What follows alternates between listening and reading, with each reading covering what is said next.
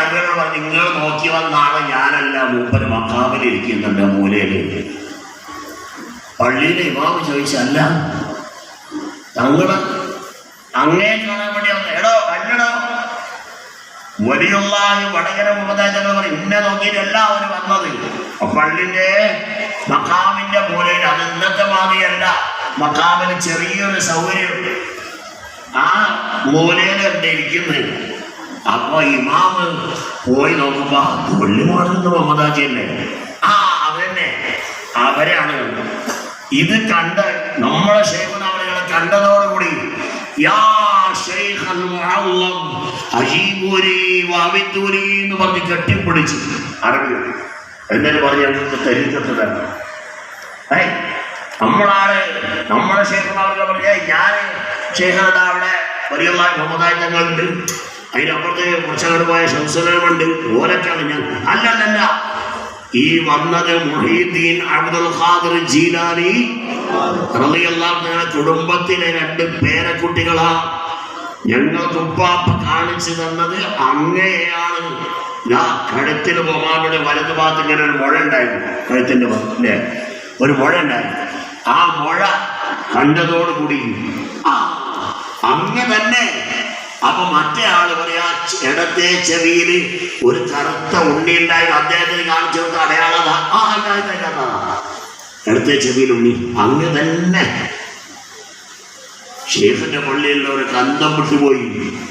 അങ്ങനെ ബഹുമാനപ്പെട്ടവരിൽ നിന്ന് ബഹുമാനപ്പെട്ടവരെ ബൈഅത്ത് ചെയ്ത് ഇജാസത്ത് വാങ്ങിയിട്ട് തിരിച്ചുപോയി.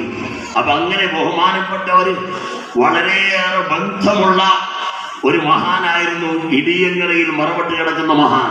ബഹുമാനപ്പെട്ടവരുടെ ഇതുപോലെയുള്ള ഈ റജബിന് 15-നാണ് അവിടെ ബഹുമാനപ്പെട്ടവരുടെ ആണ്ടിന്റെ സുദിനം. അപ്പവാടി നേർച്ച എന്ന് പറയുന്ന നേർച്ച നടക്കുന്നതിന്റെ പ്രധാന ചടങ്ങുകൾ റജബ് 15-നാണ് അവിടെ നടക്കാറുള്ളത്. നിരവധി കശ്മീർ കറാമത്തുകൾ നിറഞ്ഞ വലിയ മഹാനാണ്. ബഹുമാനപ്പെട്ടവരെ കടലിന്റെ അടുത്തായിരുന്നു മറവ് ചെയ്തിരുന്നത്. ഇപ്പോഴുള്ളതിന് കുറെ ദൂരെ. അങ്ങനെ കടലിൽ കയറി മഹാനവരുടെ ജനാസ കബർ നാളെയും കൂടി തിരമാലകൾ കടൽക്ഷോഭത്തിൽ നാളത്തെ കടൽക്ഷോഭത്തിൽ ബഹുമാനപ്പെട്ട കബറിടം പോകുമെന്നുണ്ട്. അത് തലേന്ന് രാത്രി ബഹുമാനപ്പെട്ടവർ അതിന്റെ പരിസരത്തുള്ള 4 മഹലിലെ കാരണവന്മാർക്ക് സ്വപ്നം കണ്ടു, എന്റെ ജനാസന്റെ ഇന്ന സ്ഥലത്ത് നിങ്ങളതൊന്ന് എടുത്തു കുറച്ച് ഇപ്പുറത്തേക്ക് മറവ് ചെയ്യണം, കടലിൽ എന്നെ എടുത്തു കൊണ്ടുപോകാനായിട്ടുണ്ട് എന്ന് പറഞ്ഞുകൊണ്ട് ബഹുമാനപ്പെട്ടവര് 4 പള്ളിയിലെ കാരണവന്മാർക്ക് സ്വപ്നം കണ്ടു.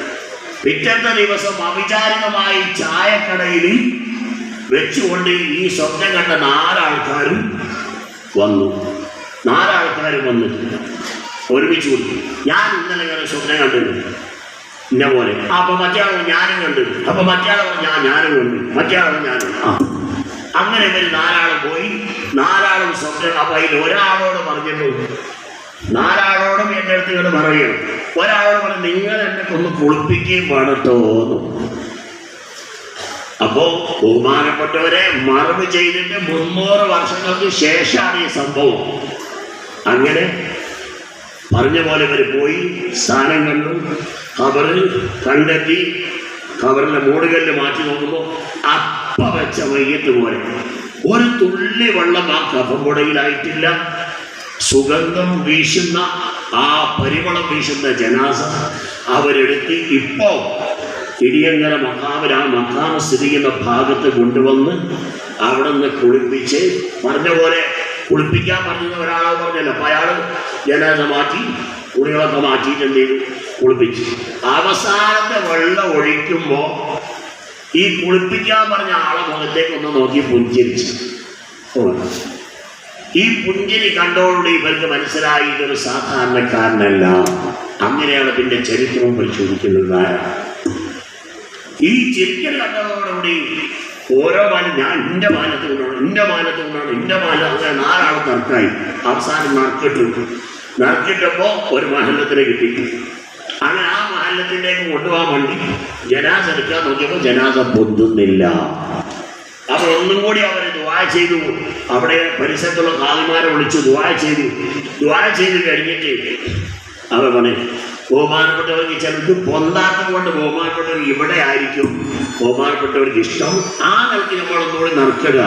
അങ്ങനെ ആ നിലക്ക് നറുക്കിട്ടപ്പോൾ ഇപ്പൊ നമ്മൾ ആ ജനാസ മറവിച്ച മഖാം സ്ഥിതി ചെയ്യുന്ന ആ ഭാഗത്ത് ബഹുമാനപ്പെട്ടവരുടെ ഇഷ്ടം അവിടെയാണെന്നതിൽ മനസ്സിലായി. അങ്ങനെയാണ് ബഹുമാനപ്പെട്ടവർ അവിടെ മറവ് ചെയ്തു. 456 ഒരു മുസ്ലിമാണ്. ബഹുമാനപ്പെട്ട വൈദേശിക ശക്തിക്കെതിരെ ഇന്ത്യയുടെ സ്വാതന്ത്ര്യത്തിന് വേണ്ടി പോരാടിയ ജനങ്ങളെ അതിനുവേണ്ടി ഉദ്ബോധിപ്പിച്ച മഹാനായിരുന്നു ഷെയ്ഖ് ശംസുദ്ദീൻ അബുൽ വഫായ് മുഹമ്മദ് ബിൻ അലാവുദ്ദീൻ ഹിംസി റളിയല്ലാഹു. ദറജകൾ അല്ലാഹു ഉയർത്തി കൊടുക്കട്ടെ, പദവികൾ അല്ലാഹു ഉയർത്തി കൊടുക്കട്ടെ. ഈ റജബ് മാസത്തിൽ ബഹുമാനപ്പെട്ടവരെ എല്ലാവരും ഓർക്കുന്ന ഒരു മാസമായതുകൊണ്ട് ബഹുമാനപ്പെട്ടവരെയും അനുസ്മരിച്ചതാണ്. നമ്മുടെ മുത്ത് ശൈഖുനാ റളിയല്ലാഹു അൻഹു ആത്മീയമായി വളരെയേറെ ബന്ധമുള്ള ഒരു മഹാനും കൂടിയായതുകൊണ്ടാണ് ആ കാര്യം നിങ്ങൾ ഓർമ്മപ്പെടുത്തിയത്. ഈ മഹാന്മാരെയൊക്കെ ജാഹ് ബർക്കത്തുകൊണ്ട് നമ്മുടെ ദുആ നമ്മളെല്ലാവരും ഇതിലേക്ക് വന്നതും ഇവിടെ അതോടുകൂടി ഇരിക്കുന്നതും ജാതി മത ഭേദമന്യേ ഇവിടെ എല്ലാവരുടെ ഉദ്ദേശങ്ങളും അല്ലാഹു ഹാസിലാക്കി തരുമാറാകട്ടെ. ആമീൻ. എല്ലാവരുടെ വിഷമങ്ങളും അല്ലാഹു അകറ്റി തരുമാറാകട്ടെ. ആമീൻ. എല്ലാവരുടെ ബുദ്ധിമുട്ടുകളും അല്ലാഹു നീക്കി തരുമാറാകട്ടെ. ആമീൻ എന്ന് പറഞ്ഞുകൊണ്ട് നിങ്ങളെല്ലാവരും വേഗത്തിൽ ഭക്ഷണം കഴിച്ച് ഓതോ ചെയ്തതുപോലെ വേഗം വരെ ദുആ കഴിഞ്ഞിട്ട് നമുക്ക് ബാക്കിയുള്ള സംഗതികളിലേക്ക് തിരിയാം. ഇൻഷാ അല്ലാഹ്. വേഗം പുരുഷന്മാരെയും